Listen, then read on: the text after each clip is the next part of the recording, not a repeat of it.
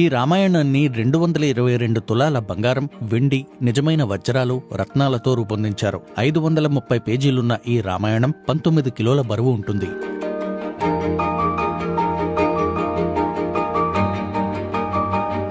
મારા દાદા શ્રી રામભાઈ ગોકળભાઈ ભક્ત એમણે આ 81ની સાલમાં સુવર્ણ રામાયણ બનાવ્યું હતું. રામાયણ ટોટલ 19 કિલોનું છે. એમાં 200 તોલાની ઈંક વપરાય ને 22 તોલા મુખ્ય પેજ પર મૂર્તિમાં વપરાયું છે.